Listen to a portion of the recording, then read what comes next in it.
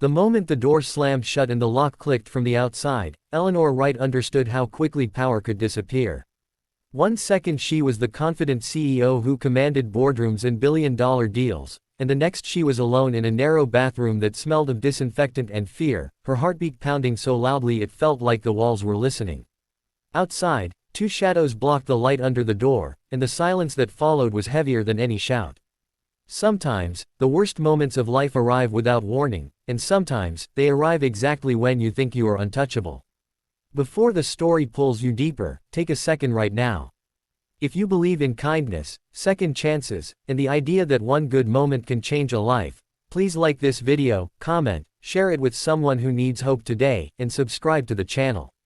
And tell us in the comments where you're watching from, because stories like this connect hearts across the world. Eleanor had built her life on discipline and control. Raised in a small town where expectations were low and opportunities even lower, she had fought her way through college, through rejection letters, through sleepless nights in cheap apartments, until her name finally carried weight. As the CEO of a rapidly growing tech company, she was admired and resented in equal measure. That night, she had stayed late at the office preparing for a critical merger, the kind that could secure thousands of jobs or destroy them overnight. The building was almost empty, the lights dimmed to save electricity, and the echo of her heels in the hallway felt louder than usual. She went to the restroom thinking of spreadsheets and signatures, unaware that two men, fueled by bitterness and greed, had been watching her routine for weeks. They were not powerful men. They were small in ambition but large in resentment, contractors who believed the company owed them more than it ever had. When their scheme failed and their contracts ended, blame found an easy target. Eleanor, to them, was not a human being with fears and limits, she was a symbol of everything they believed had been stolen from them. Trapping her in that bathroom was not just about intimidation, it was about making her feel small, about reversing roles for a few cruel minutes.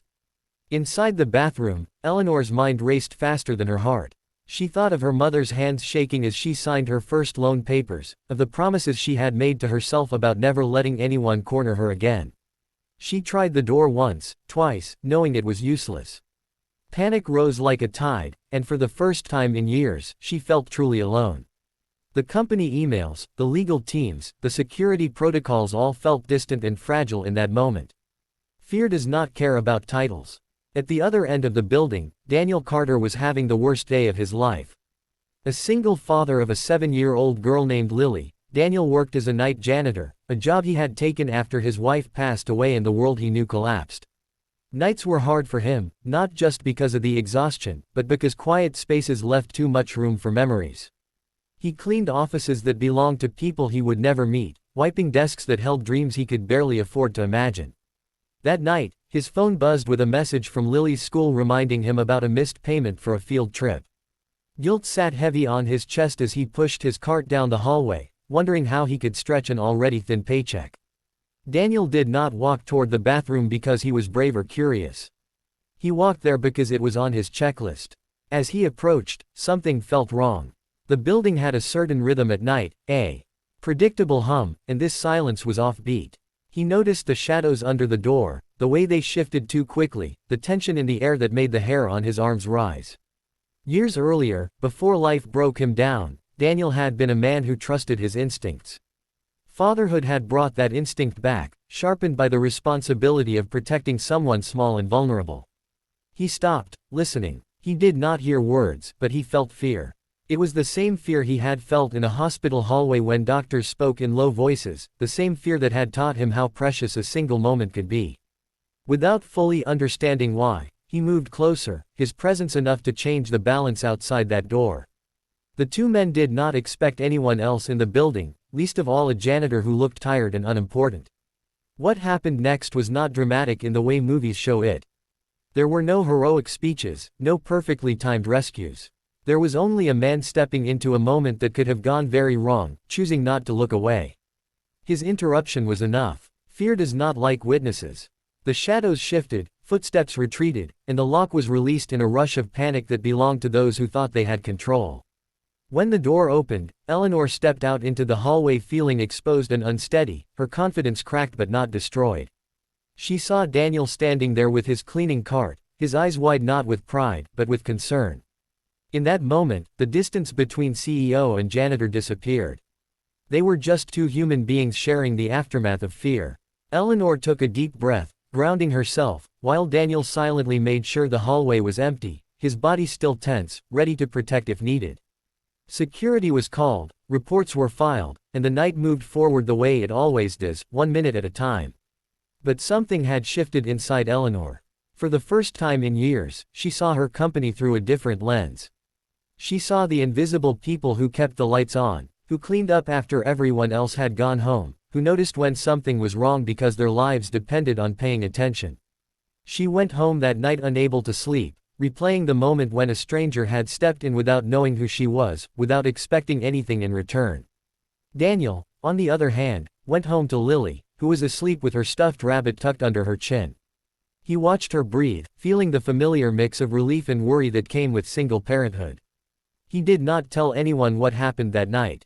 To him, it was just another moment where he did what any parent would want done for their child someday. Still, as he lay in bed, he wondered if doing the right thing would ever make a difference in his own life. Weeks passed, and the incident became a quiet investigation handled by lawyers and policies. But Eleanor did not forget. She started paying attention to the people she had once overlooked. She learned names, listened to stories, and one name stayed with her longer than the rest. Daniel Carter. She learned about his daughter, his schedule, his years of quiet dedication. She saw her own reflection in his exhaustion, the cost of responsibility written in different ways on different faces. Change does not always come as a grand announcement. Sometimes it arrives as a series of small decisions made with intention. Eleanor pushed for better security, not just for executives but for everyone. She reviewed wages, benefits, and support systems, understanding now that safety and dignity were not luxuries.